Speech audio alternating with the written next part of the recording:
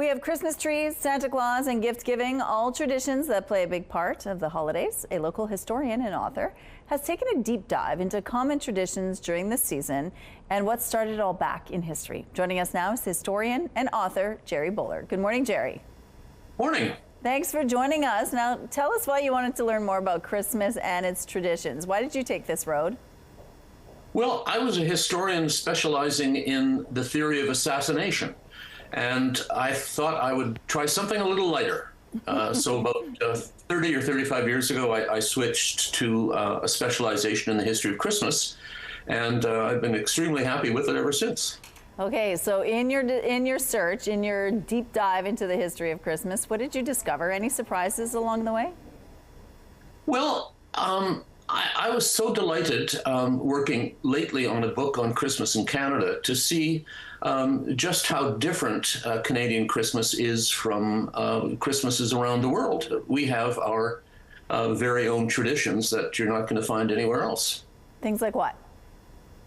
Well, how about La Guignolée in Quebec, where groups of people go from door to door and sing a song threatening to torture the oldest daughter of the house unless they're given food. It's developed from the Middle Ages in France and has now turned into a charity food drive in Quebec.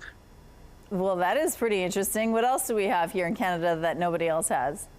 Well, we have female gift bringers.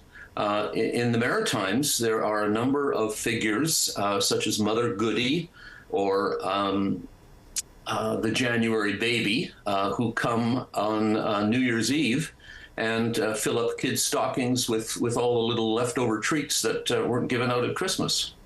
Well, that's interesting as well. What about Manitoba? Anything that we do here that you don't see very often elsewhere?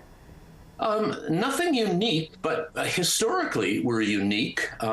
We were among the first to have a Santa Claus parade in 1905 in Winnipeg.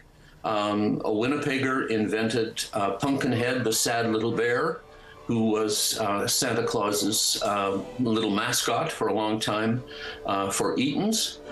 We do wonderful things like Ukrainian Christmas and the 12 meatless dishes. We've imported Icelandic Christmas traditions, including the 13 little imps that arrive over the holidays with names like Meat Hook and Door Slammer and Yogurt Gobbler. There's all kinds of wonderful new additions. That is so cool. Okay, well, let's talk about the origins of Santa Claus. Where did that come from? Santa Claus emerges out of the shadow of St. Nicholas in New York in the early 1820s when a number of people, influential people and artists in New York were trying to domesticate Christmas. Christmas had turned into kind of a rowdy, outdoor, alcohol-fueled event. And by using the Dutch legend of St. Nicholas, or as they called him, Sinterklaas, this was a way of moving Christmas indoors and focusing on the children. And a couple poems of the 1820s, the most prominent of which was "'Twas the Night Before Christmas." Okay. Yeah, That really is so helped neat. that notion. Well, Yeah. we love hearing about this history. And it's a little strange and a little quirky, but a lot of fun. Thank you so much, Gerry. You're welcome.